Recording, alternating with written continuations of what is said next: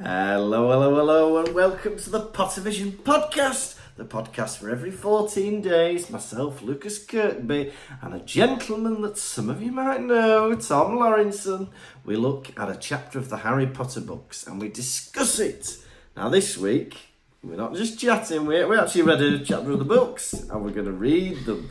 We're on episode, we think, 123, and we'll explain that in a minute. And we're on chapter 26 of book 5, Seen and Unforeseen. Tom, how the devil are you? I've seen you, and Unforeseen what we're going to be doing. Do you like what you see? Yeah. Yeah. Good. I like what I see. Do you like what you see? I like what I see. Lovely. For all I know, I think you are the most handsome man in Fulda. Well, yeah, I don't think you've ever seen anybody else from Fulda, have you? No, I've not. But how would I know any different? Well, tell you what, I'll send you a quick message, and you can Google what my boss looks like. So what do you think? That's my competition. He's in a lot of group photos.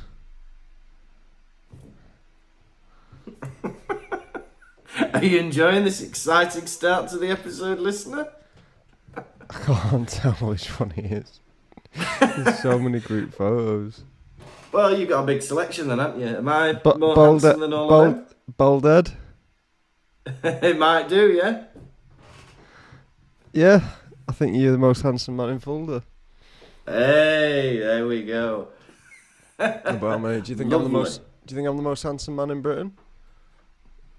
In Britain, I'm not sure. Definitely Stockport, because I've had a wander around Stockport, and well, none of them are as good looking as you are. I'll tell you that. Especially not in.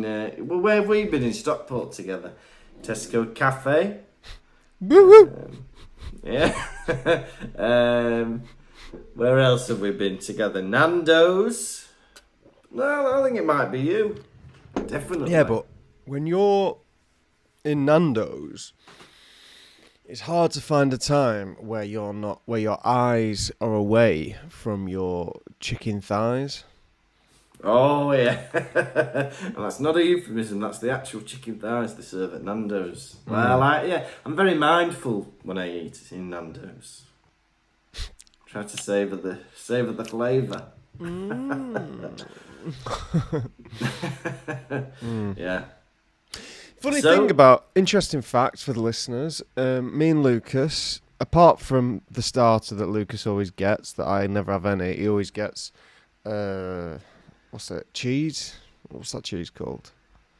So I always get the halloumi sticks, of which Tom will always have one or sometimes two of, depending on how he feels. Yeah, but I never get a starter. The best thing about Nando's is that we can order separately. Yes, yeah. So you just get your meal straight away. Just order it. You don't have to wait around. Whereas he gets a starter, and him getting a starter won't delay my main coming. Yeah, that's great. It's the same with Wagon Mamas as well, because they just bring stuff out when it's ready. So if you order a starter. You go into Wagon Mamas. Have you been here before? We bring it when it's ready. Well, I didn't order an ice cream sundae. From the gentleman at the bar.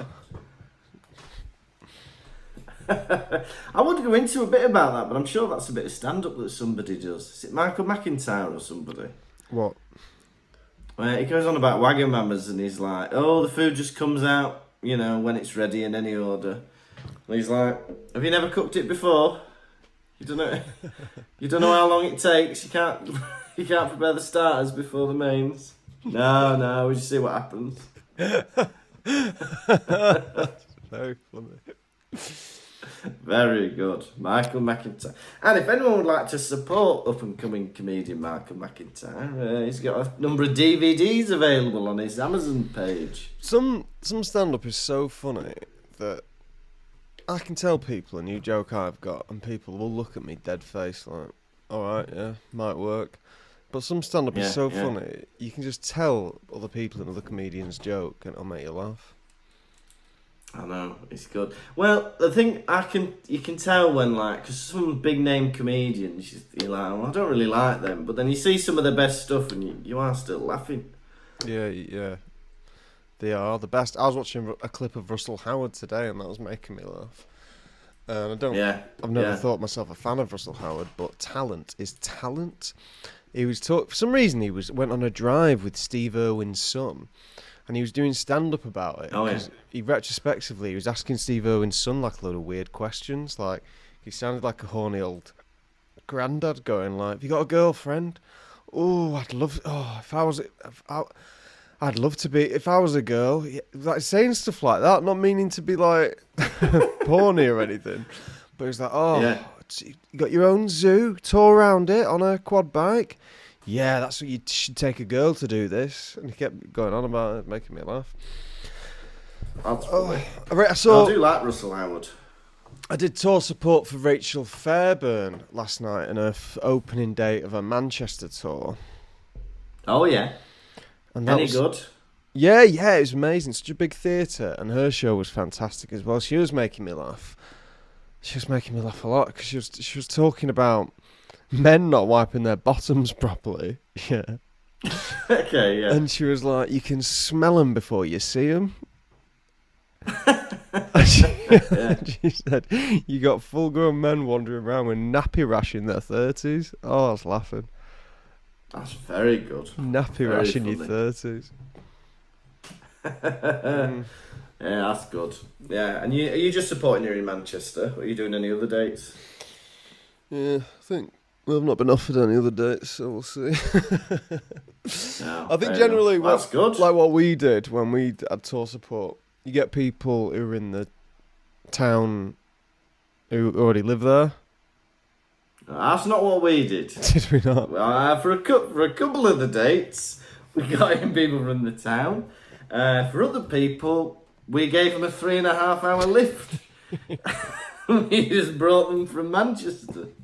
No, we did a bit of a mix, didn't we? I mean, I did like having support. It didn't really gel with the show because obviously they were doing stand-up and we were doing a Harry Potter show. So it was a bit of a style change. But then I think it was nice having these people support us. I enjoyed it. Yeah, I did as well. A lot of time, me and you'd sit in the audience, just have a good laugh together. Yeah, we would, wouldn't we? And then we get annoyed if they were too funny. Oh, can't be funnier than us. Get Josh Pugh off stage now. Yeah, wind it in, Josh Pugh. Hey, if anyone, I don't know if I've mentioned this before, but Josh Pugh has a whole stand-up special on YouTube now, and it's fantastic. So if anyone wants to check it out, just search Josh Pugh, and it's bloody brilliant. Live in Birmingham. Very good. Yeah. No, it was good. But then obviously last year we had our show at 2 hours, which felt more like people were watching what they'd come to see, rather than 20 minutes of maybe something they'd not come to see but enjoyed anyway. Yeah. Very good. Well, I don't have many updates for you because we in fact recorded yesterday, didn't we? We recorded Double Vision yesterday. Well, you're going to have to find some. Now What have you done in between then, young man? Right, well, I was having a think. Well, I didn't mention that it was Martina and I's anniversary last week. Ooh. Can you believe it's been a whole year? Ooh, I love you. It was a lot of that last week, yeah. So yeah, it was on the 3rd of September last week. And it was very nice, but I wanted to show you because we bought each other lots of little gifts. Oh. And I wanted to show you a couple of things that Martina got me, but one I've left somewhere. If you can cover for 20 seconds, I'm going to show you what Martina got me. Or I'll just edit this space out. What have you got for me? Did you keep them entertained, or is that an edit point? What, you think I'm going to just talk for a minute? Let's cut it out. Well, So Martina got me two things, right? Now, I get very hot, so I don't know if you know this, I'm always very warm, right? So she's bought me these cooling face pads that you can put on your face, right? So I want to show you, there's two different varieties. There's one that's like a half face one, and there's one that's a full face one. Mm-hmm. Right, so let me just put this one on. So that's the first one. Yeah. And it's lovely. It's a bit like a superhero for listeners who can't see that properly. So that's the first one. Day Spa Man. Yeah. And then here's the second I'm really looking forward to this one. Are you? Yeah. Get this on.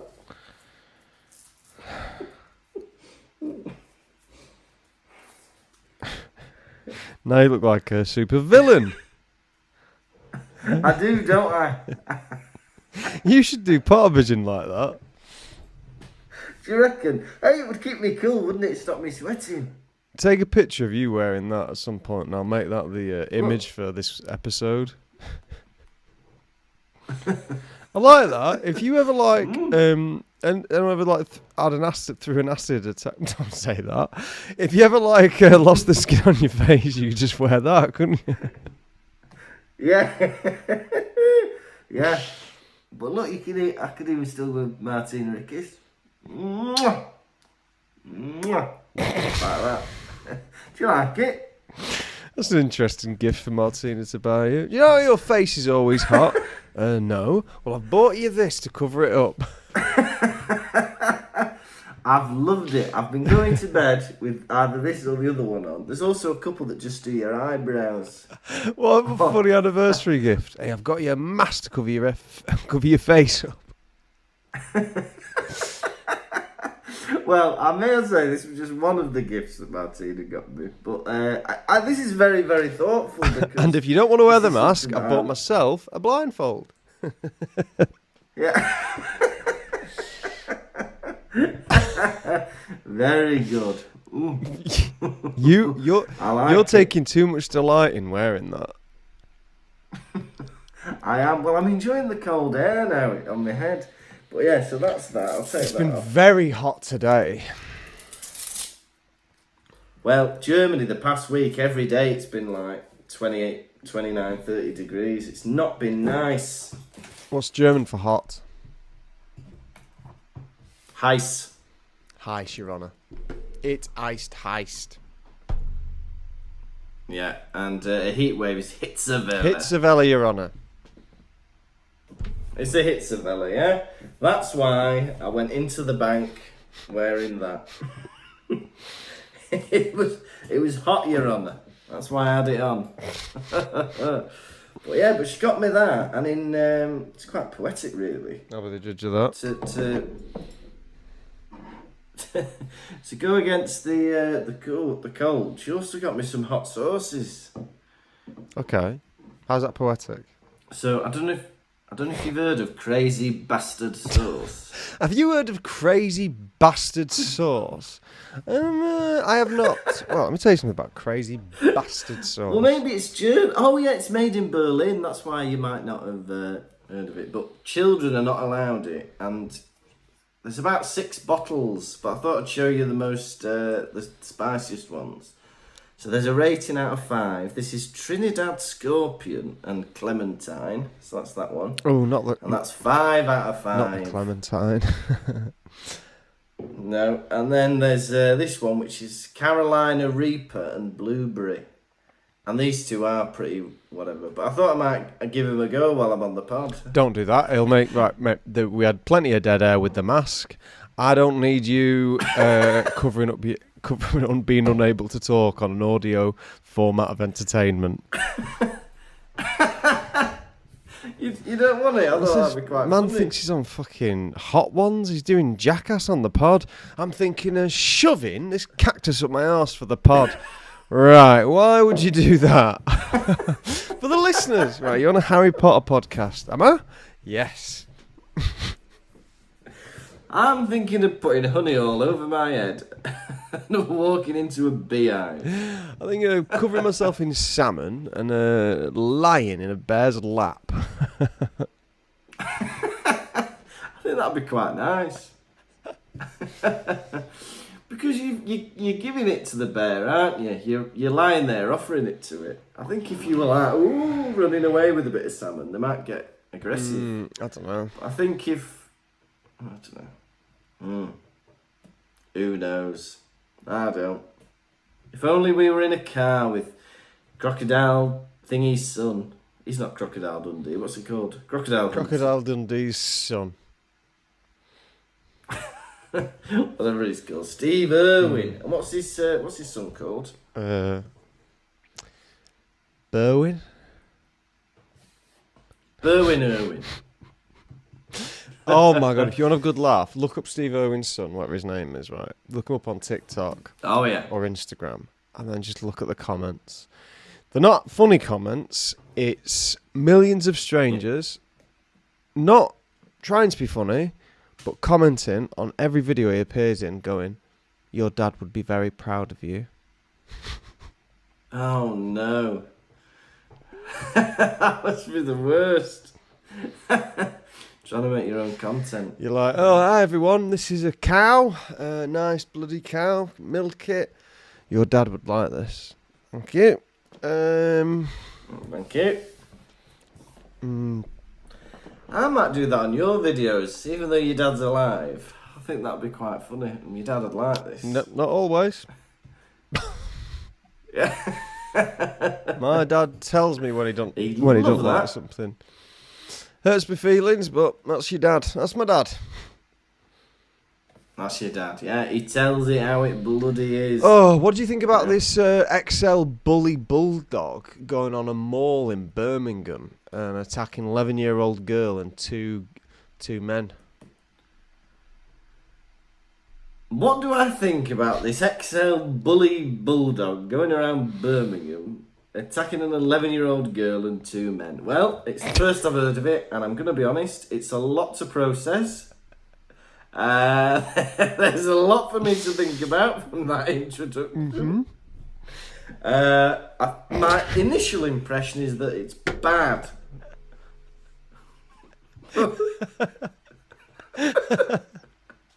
That sounds bad. I'm sorry.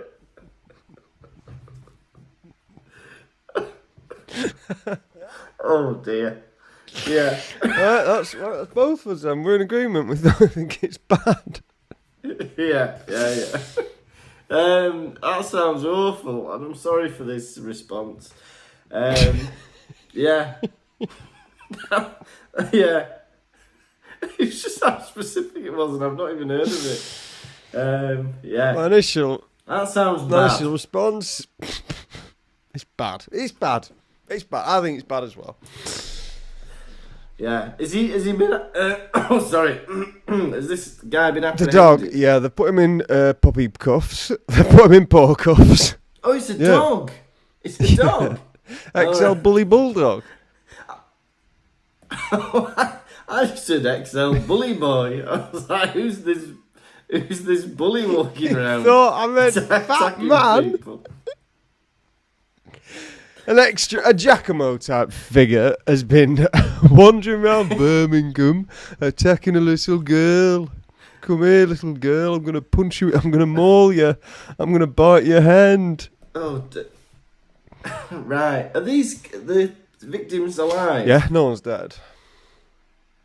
Right, well, I feel slightly better now from my reaction.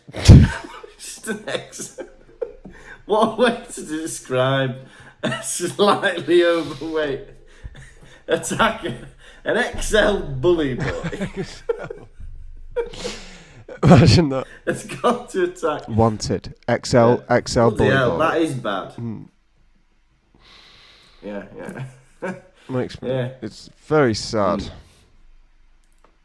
Yes. I think this is a call for not only bulldogs, XL bully bulldogs to be banned, but also for all dogs to be banned. Yeah, you think just get rid of the lot? Yes, because I realised something.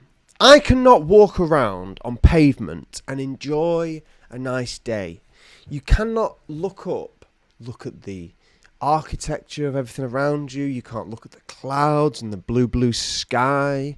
You can't look at birds, because you have constantly have to look down to make sure you're not standing in shit. I know. I reckon give all dogs a nappy, because no one likes bloody inverting a black bag and picking up a dog shit with their hands. Give your dog a nappy, and at the end of the walk, take nappy off, put nappy in bin. And then you know you're never going to get fined then. I realised it today. I was like, I can't look up. Bad neck, look down, because I don't want to stand in shit. And it's there. It is there. Yeah. But it's much better, I think, than when we were kids. I remember being a kid and everywhere you look there'd be a shit. But now they've got that ban in, that £1,000 fine. It is a lot better than it was. I don't know if I don't know if people are picking it up more or we're just more aware, because I'm standing in a lot less dog shit now than I was when I was a kid. Oh, I think it's an awareness thing. You've just honed your skills at dog poo spotting. You don't play out as much either, do you? No, that's true. And as a kid, you're just running around willy-nilly, aren't you? Yeah, abroad you get a lot of dog shit. You go to Spain. Yeah. I must say, Germany's very good for dog poo. I don't think I've ever seen a dog poo in Germany. Did they have dogs? Yeah, they have dogs. They like dogs. But a dog shit? No, I don't think I've seen that. What's a typical name for a German dog? I don't know, maybe names for German dogs. Oh, here we go. Max, Bruno, Otto, Heidi, Axel, Fritz, Greta, Elsa, Gunther. What about Blondie? Blondie? Yeah. I don't think so. Hey, Wolfgang, that's a good one. Ada, Hans, Buddy. Emma?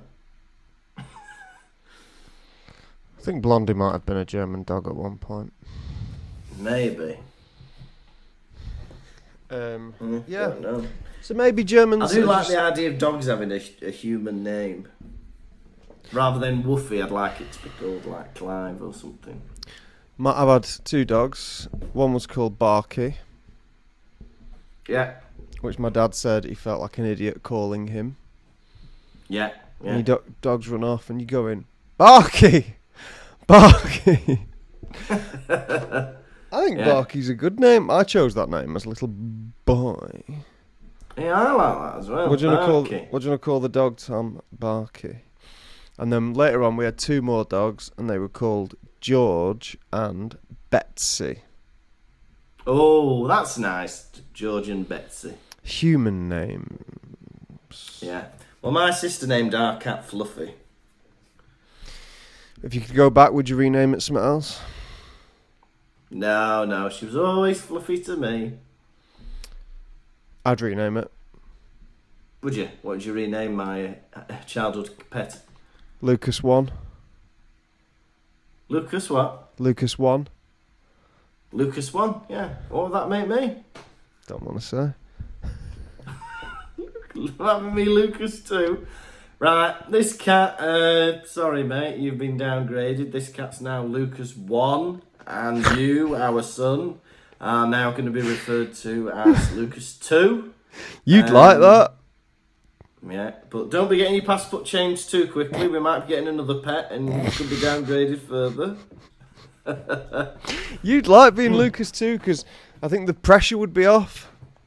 Oh, yeah, bloody hell. I could be like the Prince Harry, couldn't I? Where, like, Lucas 1 is like the one that has to behave and be good, whereas I could just be a tearaway. Go marry an American.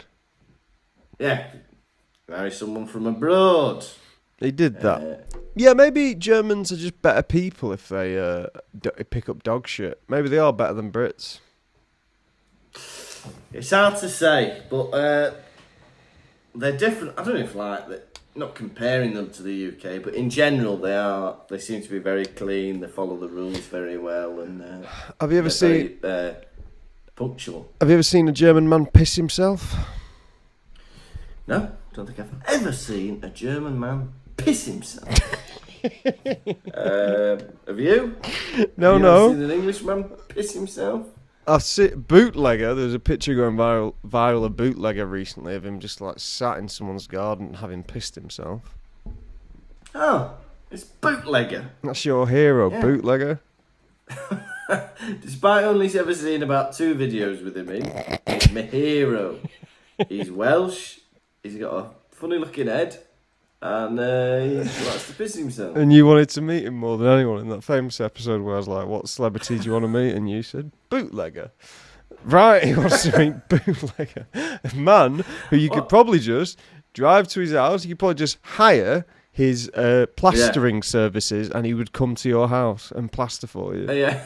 I don't know what it is. I don't know. Maybe it's how my brain works, but I think I just get excited by people I've recently heard of, just because they're like new and exciting.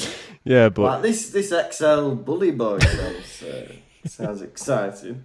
yeah, but they're not real, unfortunately. It's a dog. You'd have a time frame of who's new and who's old. For example, who's the latest hit teen boy pop star? Oh, here we go. I don't know. The latest hit teen boy pop. Why are you asking me this? This is the most difficult question. I can't get Justin Bieber out. Exactly, Justin Bieber. Who's the latest new teen pop star? You couldn't go a moment without saying Justin Bieber. No, I don't even know anyone who's younger than him. Is Harry Styles younger than Justin Bieber? He's probably about 30 as well. He's old. New young pop stars. No, you can have that laptop taken off you. Yeah. Young Cook.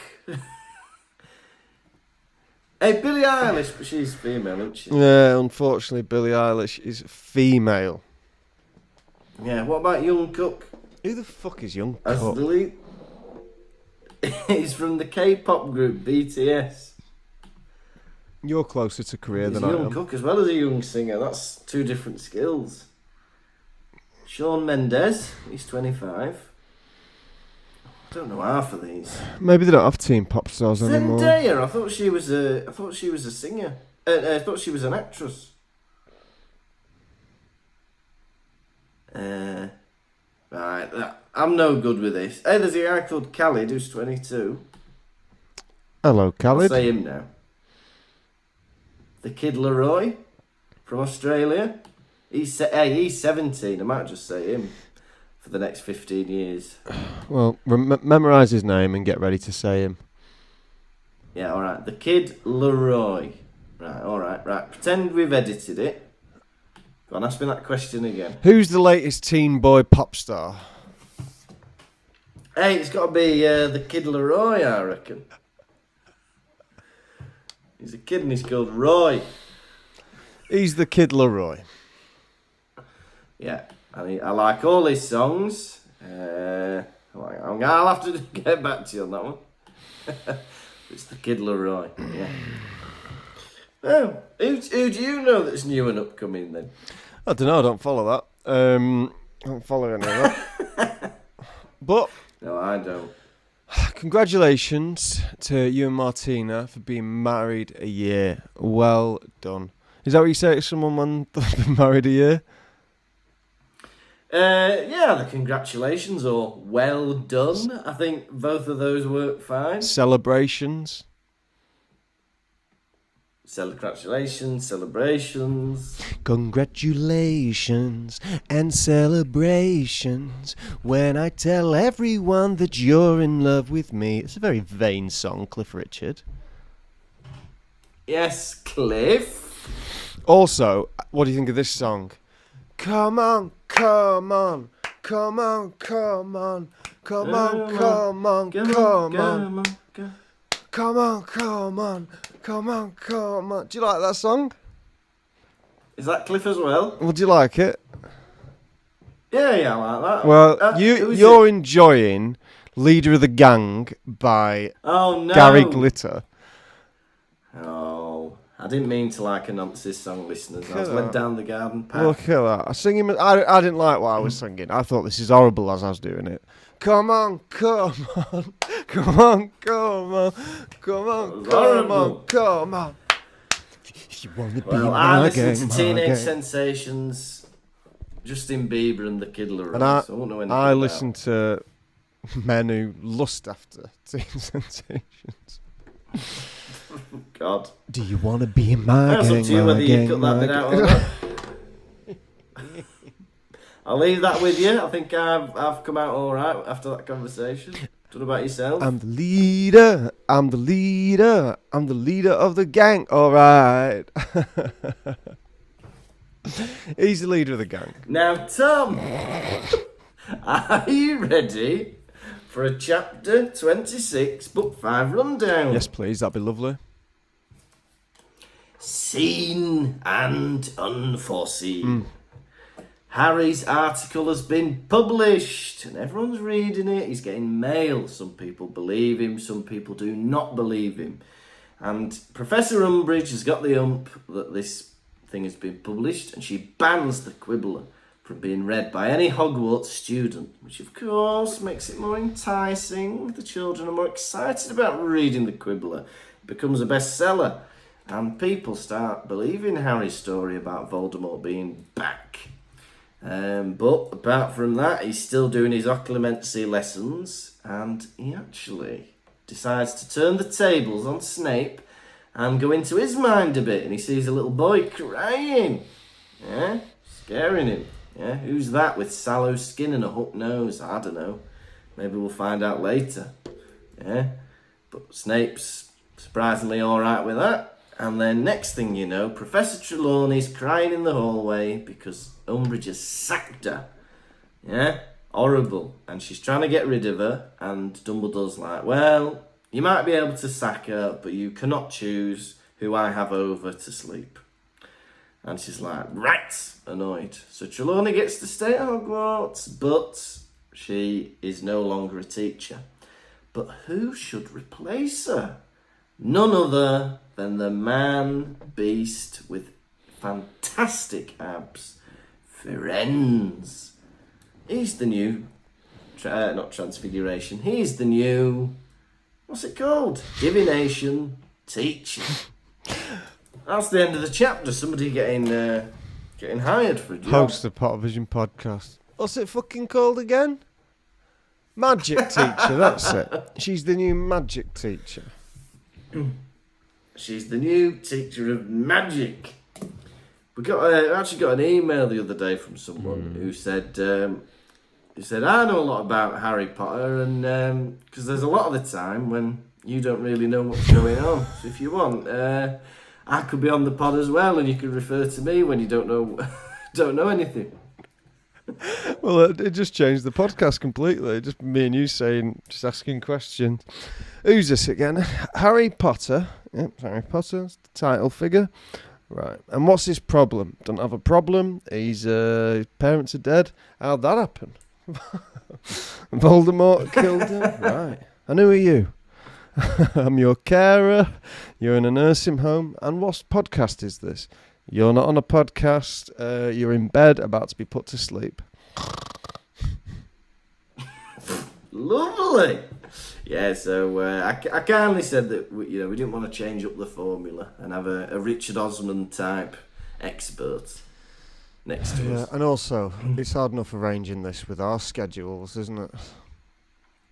Oh, yeah, without having a third party. God, Lucas can't record Monday, Tuesday, Wednesday, Thursday. No. Well, I've got my German lessons, haven't I? I've got my school. And I don't want to record Friday, Saturday, Sunday. So we have to find these times, don't we? Like today, it's like Sunday night. But what can you do? Yeah. What a chapter, right? A lot went on in this chapter. I feel like we're starting to pick up the pace again with this book. I can't help but agree. Yeah. We start off. Harry doesn't understand how to speak to women. Hermione says to him quickly, Harry, you lie to them. Women love it when you lie to them. All you got to do is tell them how ugly you think Hermione is. And that's not just if you're Harry Potter. If you're a male, single listener, always tell women that you think Hermione is ugly. Yeah. All right. Well, I don't know. I think that's terrible advice, isn't it? Like, obviously, don't be going on about other women, but I think negatively as well. I think that's odd to be fixated on that. Concentrate on the person you're with. Yeah, to be genuine. Don't go around going, Hermione's a slapper, isn't she? That's your friend. Right, you say, if anything, in that moment, you should say, Cho, listen to me. I don't want you to feel jealous about Hermione because I'm not romantically interested in her. She's she's literally my second closest friend I've got in the entire world.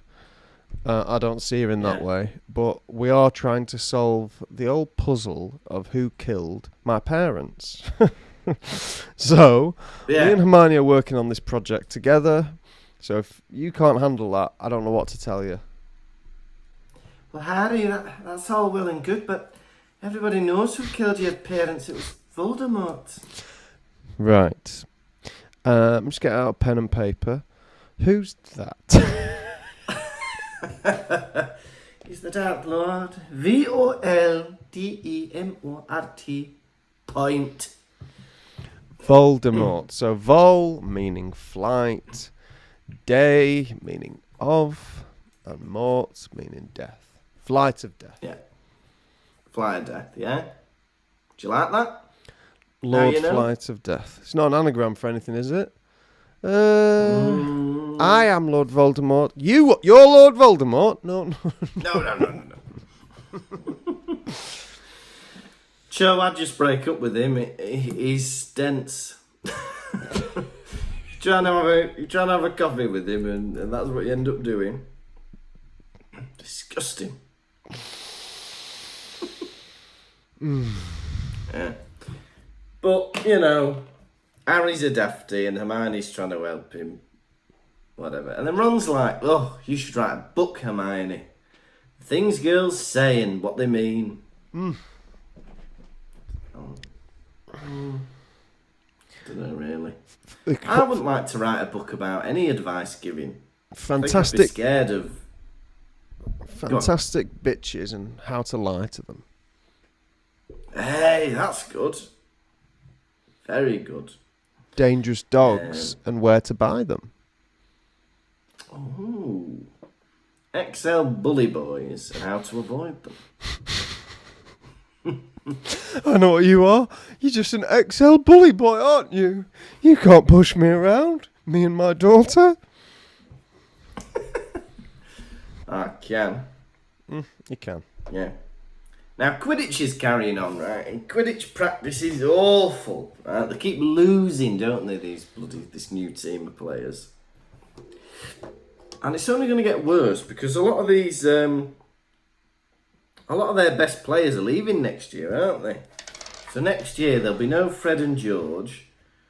There'll be no Angelina. There'll be no somebody else. No Alicia Spinett. Well, Molly and Arthur Weasley need to get mating again to fill up the team with some more Weasley kids. Yeah, they do, don't they? They need to get cracking. Because they've got Ron and Ginny up there, but now Fred and George are gone. I would be so pissed off if I was in that school. Imagine that you try out for the team every year.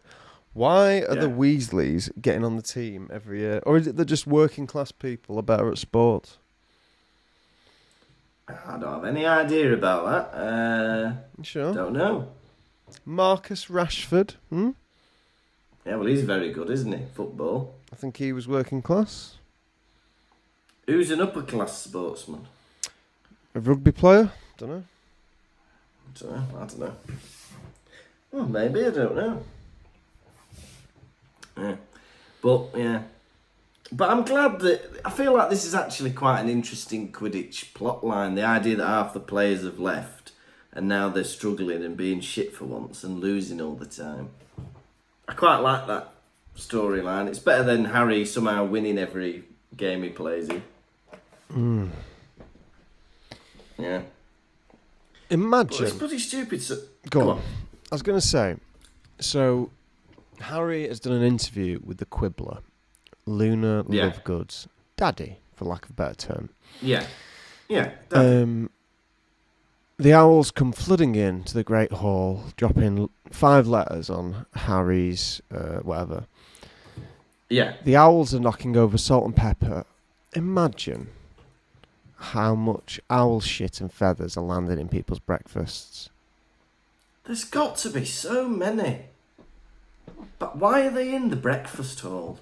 I'd be like, there's an owlery where they already drop the things off. Why are they coming in when everyone's having their dinner? I'd be holding over my dinner like that, using my arms to protect my little breakfast, saying, I'll just use pigeonholes for me, thanks. Use pigeonholes, I don't need all that, thank you. If I was the new headmaster of Hogwarts School of Witchcraft and Wizardry, my first thing to do, my first action, would be to put in those little spikes that they have at train stations to stop those bloody birds coming in the Great Hall. They can drop the letters off at the owlery. Oh, but these 11-year-old children must have their morning newspaper. I don't think so. This little boy needs his mail. How much mail are these kids getting? Like, when I was a kid, I might get 1 letter every 6 months. What? Why are they getting letters all the time? Oh, another bill. Bloody bills. Oh, I'm sick of this. Bills. Bill Weasley's. Because if they're getting mail at, like, parents, it's only going to be from parents, isn't it? Because all the friends are going to be at school. Maybe they've got muggle friends who might. But then can muggle friends send magic letters? I don't know. Muggle, wuggle, duggle. No, I don't think so. Well, unless they took it to their parents' house. How are Hermione's parents getting letters to her? Have they got an owl? No. Do you think if you were at Hogwarts, your parents would send you letters? My parents... They just wait for the holidays? My parents don't call me whatsoever. They wait for me to call them. They go, we don't want to bother you. Well, we listen to you enough on your podcast. Great. I've not heard from my parents in weeks. I don't know if they're dead or alive. My mum always says that. She goes, I get more information about your life listening to the podcast than I do when I ring you up. So, saves time, doesn't it? Also, a few more notices for our friends and family. Christmas, I'll be home on the 24th. Happy birthday to all my sisters in advance. You all owe me some money. Why? Not figured that one out yet. But yeah, and also I love you all. Yeah, that's lovely. And to my family, I'll be home slightly after Christmas this year on the 28th. And I hope you all know how much I love you all and think that you're great. And please don't forget me. Umbridge, as you said. Please don't forget me. Jesus Christ. Oh, sorry, we forgot you. Umbridge, as you said, has banned the interview being read. Yeah. And it's made everyone want to read it more. There wasn't a single interview that came out when I was at school that everyone wanted to read. Not one. No, but if it was about somebody in the school, I think people would have been like, hey, here we go. Well, in my school, it was more common for kids to be on telly because we had Welsh telly. And we were like one of the only Welsh-speaking schools in North Wales.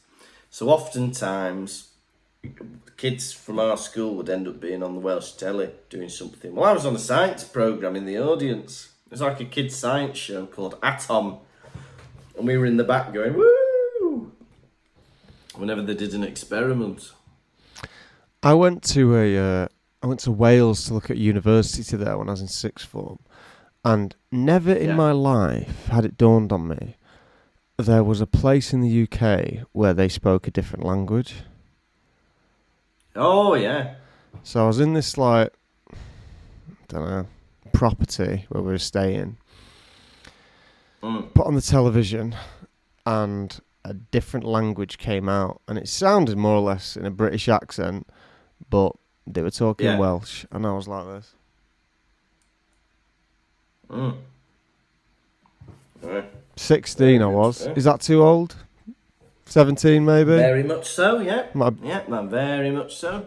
Yeah, it might have been, yes. You should have known that before. I don't think... Why would I have learned that? Also, I didn't know what a Michelin star was either. Who'd teach me that?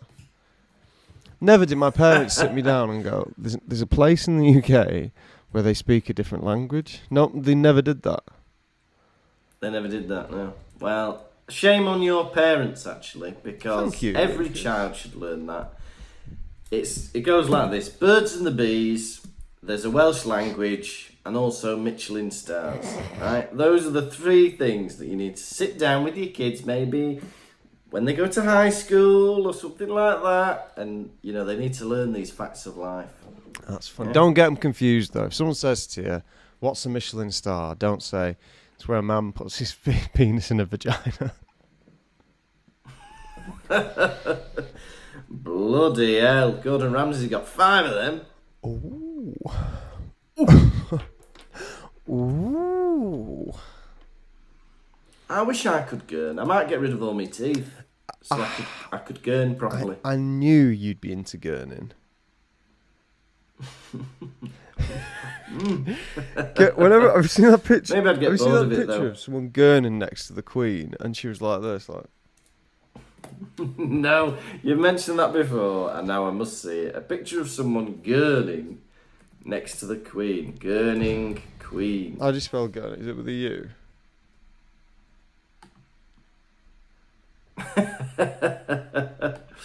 Yeah, champion gurner comes face to face with the Queen.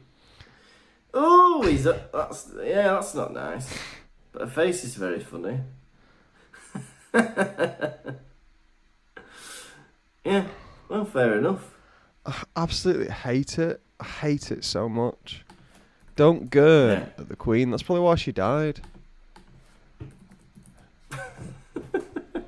Ooh, I wanted to see if it translates to German. It's called Wirbelnd. To gurn. Maybe it's a German man who's doing it at her. Yeah. But his nose goes in itself. Can't even do it. Snape staggered. His wand flew upwards, away from Harry, and suddenly Harry's mind was teeming with memories that were not his. A hook-nosed man with a shouting at a cowering woman, while a small dark-haired boy cried in a corner.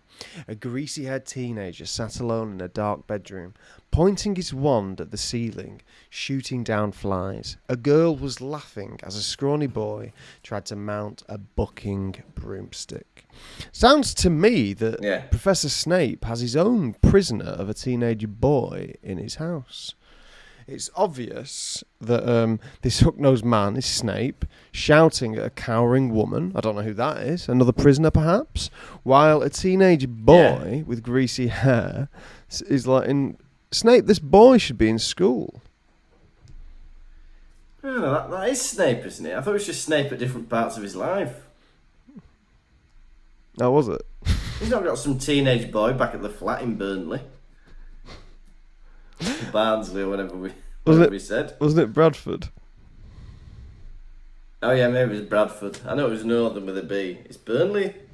Burnley's Northern, isn't it? Or is it? Don't know anymore. I don't know anymore.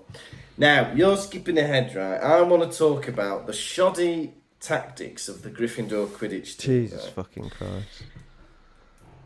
They lose. They lose in 22 minutes, right? Ginny catches the snitch and they lose 240 to 230. Why has she caught the snitch? They are more than 100 and... How many points is it for the snitch? 120? We're losing our minds. We don't know anything about this series anymore. Points for the snitch. Is it 130? I think it might be 130. Google's not telling me. I think it's 150. So if it's mathematically impossible to win... 150. Why is she catching the snitch? Because your team's going to lose them for definite. Why not wait until your team have scored a couple of more goals? Mm. I mean, that's not like bad skills. That's just like being daft. Mm. Doing the maths wrong, maybe.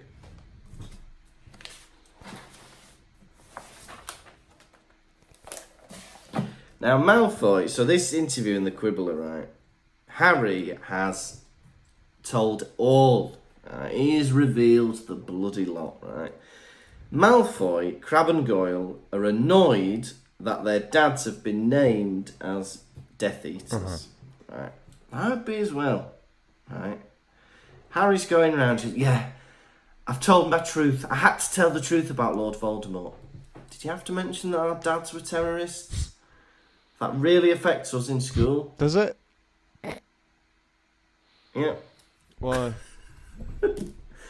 How's he? Is he? Because obviously, I mean, it's true, but like, it's very dangerous saying all these things. Is he out of his mind? Like, he could be wiped out immediately. Do you think they'll want? Revealing all these. Do you think they'll want revenge? Well, I think so. Like, if they've been outed as Death Eaters and all this, and people are starting to believe it, he's become more dangerous now. He's blabbed, surely. Yeah. Oh, thanks, Harry. Nice one. Nice one. My dad's a terrorist now, is he? Now, Harry has another dream. This really made me laugh. Right? He has a dream, and he is sat in a room, and he can see that he's wearing a black cloak, and he can see that he's got white hands, right?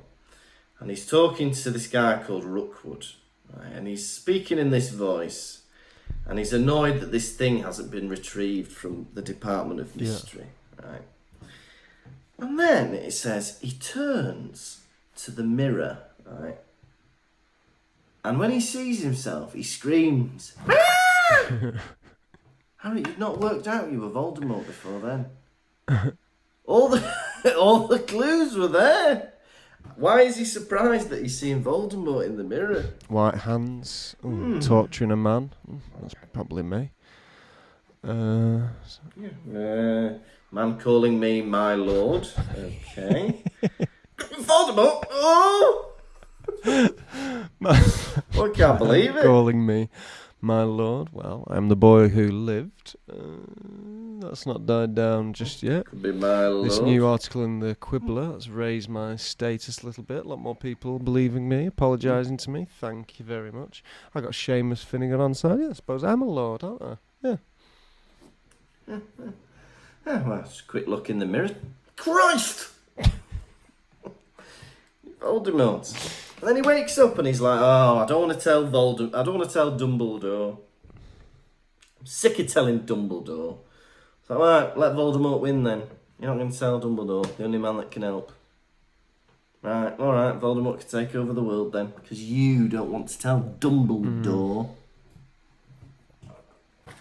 Anyway, that's all I wanted to say about that, and I'd be quite grateful if the topic was abandoned from here on in.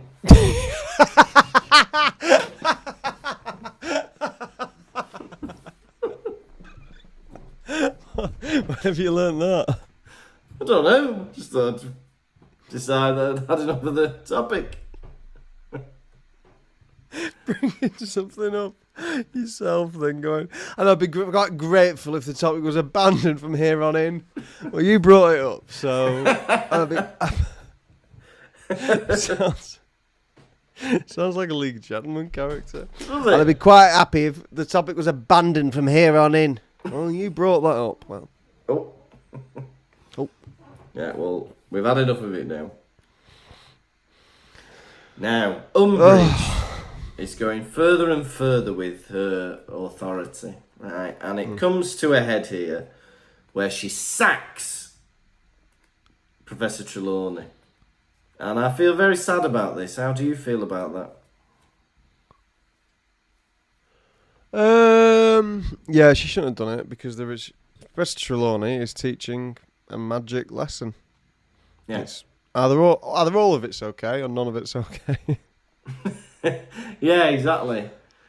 Yeah, because it's like, well, it's not her fault that's on the curriculum. Do you know what I mean? Like, that's like... It's like someone saying, oh, well... Yeah, it's like somebody going, oh, well, I don't believe in religion, so that RS teacher's getting sacked. It's like, well, she teaches what she teaches. Because I don't think anything she teaches is false, because she does everything out of the workbooks, doesn't she? I know she's a bit dotty, but that's part of it, isn't it? Yeah, and what had an insult to injury? Hiring a centaur to be a replacement. He's not wearing trousers. He's better than me. And that's Dumbledore doing that. Don't worry, you don't have to go away. You can stay in Hogwarts, yeah? And we've got this Jack Russell here to replace you. Oh, that's brilliant. That makes me feel better, Dumblebee. You got a bloody cat teaching transfiguration. You got a Jack Russell teaching divination. And the new potions teacher is this little bird. Woo-hoo. And to replace you for transfiguration, we've got Ashley and Pudsey. Here they are.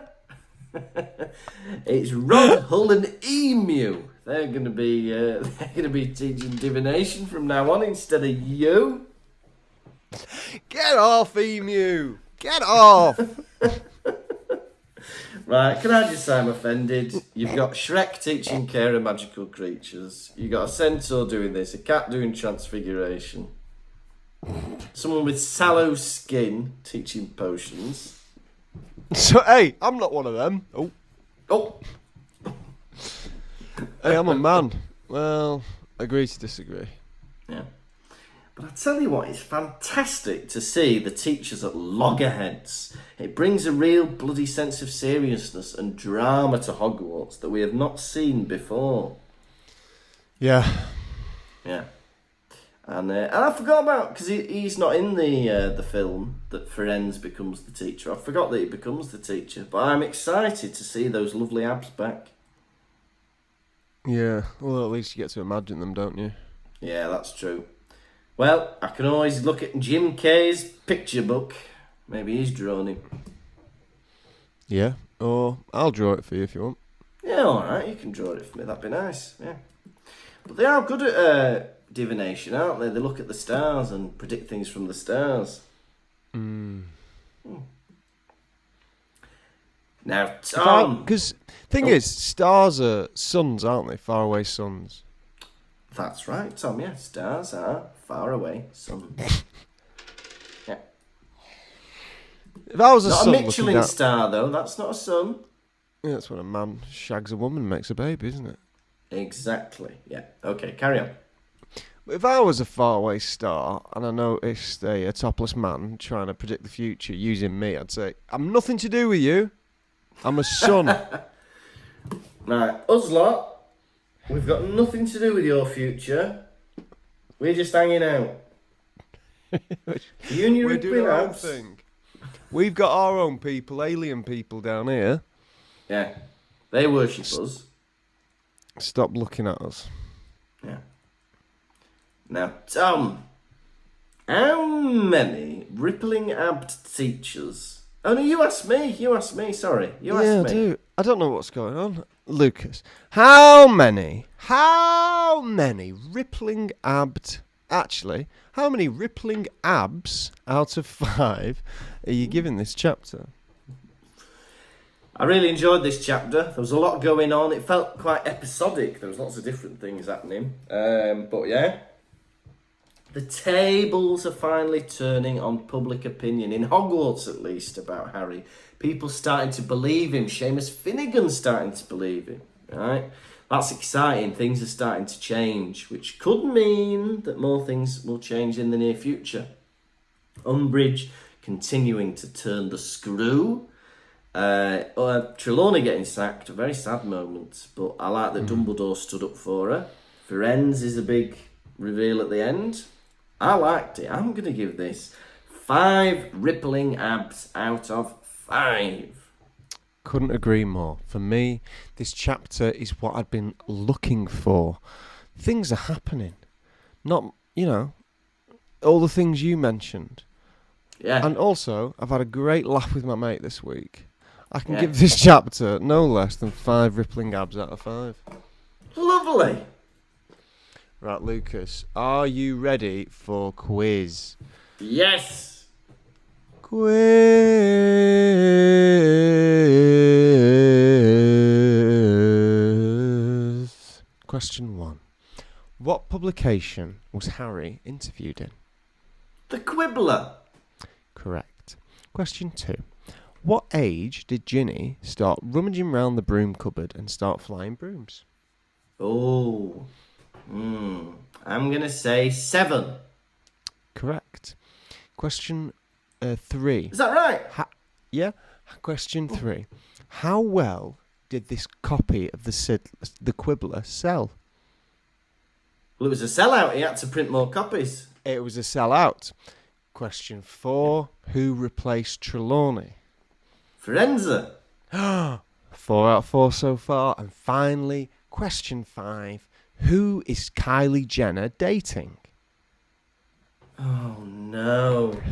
What's this? Who is Kylie Jenner? Oh, can I phone a friend? Can I phone Martina? No, is she in the room? Should be next door. No, you got... we don't do that. He's got to work. No. Have I heard of them? Yeah. Famous Right, actor. who is Kylie Jenner dating? Can I get a clue? Famous actor. A celebrity. Right, I think Kylie Jenner... Don't say Justin Bieber. I think Kylie Jenner is dating... this is awful. I think she's dating Liam Hemsworth. No, she's dating Timothy Chalamet. Unfortunately, you've lost the quiz. Now it's time for the nation's second favourite segment, Hedwig's Droppings. We're not alluding to owl poo, we're not alluding to ploppings. We mean the messages you send in when we allude to Hedwig's Droppings. What's in a beak this week? Well, we've had a 5-star review from Yellow Spanner. Hello, and Hello, Yellow Spanner. And Yellow Spanner says, how am I so late to this? Get in my ears. Thank you very much for that review, Yellow Spanner. We've had an email from Lydia. So thank you for getting in touch, Lydia. She says, hi, I just want to say I've been a fan of the podcast for about a year now, and honestly, you make my day. I have recently started re-listening to all the early episodes again because I enjoyed them so much the first time. Thank you for doing what you're doing. Well, thank you very much, Lydia. Now, we've had another message on Instagram from someone who'd like to be referred to as HDR. So they've said, hey guys, FDR? listening to you... No, not FDR. No, HDR. Has he got a new deal for us? I was getting mixed up with the other one. Right, hey guys, started listening to you 2 weeks ago, already on episode 44. Absolutely love the pod. I've listened to the books about 40 to 50 times each. Bloody hell. So I'm almost exhausted my way of getting excitement out of them. However, upon finding your pod, it has made up a void I didn't know I was missing. Well, thank you very much, HDR. We've had another message on Instagram from Ben Ramsey. Ben Ramsey says, love you guys. Started listening to the podcast a couple of weeks ago and managed to catch you on the last day at the Fringe. So funny and such a relief from work uni when I've got the spare time. Lovely. Well, thank you very much for coming to the show, Ben, and for listening to the pod. And we've also got an email from Ruby. And Ruby says, hello, I have a question. If you had to get a tattoo, what would you get? But the tattoo moves like the portraits in Hogwarts. She says, for example, I would get a Quidditch match on my back or a wand zapping Ron because he makes me mad. So what would you get? A moving tattoo? I'd get a beard tattooed on me, and then it would change shape every day, Sometimes I'd have a big moustache. Sometimes I'd have a Oh, great big bushy beard. Sometimes I'd have a little Hitler moustache. yeah, You know? that's exciting. Fantastic. I think I would get, from the Harry Potter series, I think I would get when Arthur Weasley and Amos Diggory are like cycling with their legs as they walk down from using the portkey. You know, when everyone else slams onto the floor, they're like, hey, like that. Oh, ho, ho, ho, ho. I think I'd like that on my bum. Rotten. So, thank you very much, Ruby. So, now we've got a few more patrons to get through. And our first one is Paul Sharp. Thank you, Paul. Paul Sharp. You are a French baby living the life in gay Paris. Croissant, baguette, wine, French. You're living in France, and your family have taken you to climb the Eiffel Tower, like the Blackpool Tower, but French. You're climbing it because the escalator is broken, so you're going up step by step. Because you're such a slow baby, you get left behind. Your family carry on walking without you. Wait, you say in French. Don't know what that is. I don't think anyone does. Wait, they forget you. You begin to cry, your tears run down your cheeks, and they fall under your hands. You begin to slip.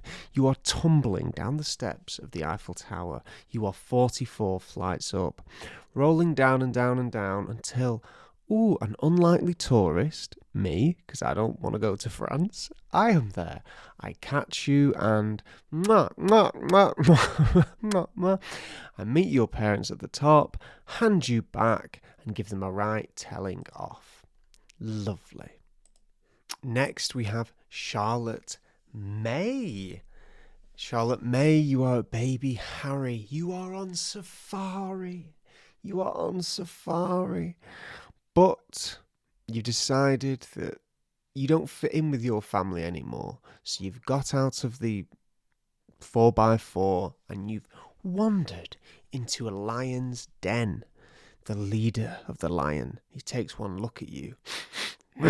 He growls. But the mother places her paw on his paw and says, no, in lion speak, of course, we must give her a chance. He says, fine. He puts his youngest son up against you. You are to fight him. You are a baby. You begin to fight this lion cub. He is very young. You're like 2. He's very young, right?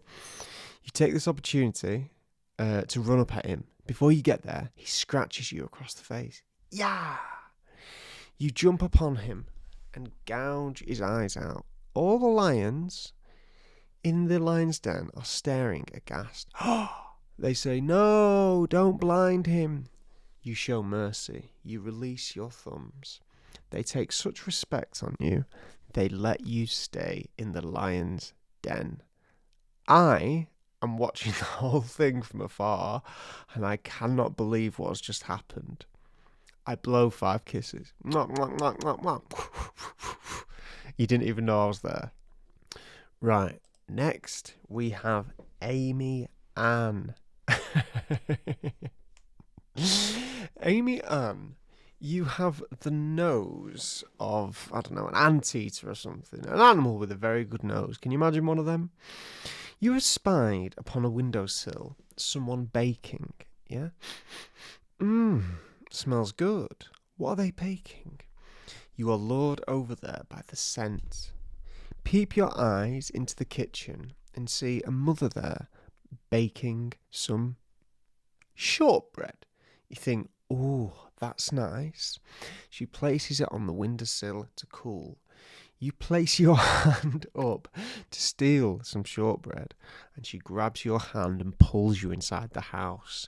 It was a trap. Now you are in danger. Yeah? She takes you upstairs and locks you in a room that has bars on the door and windows.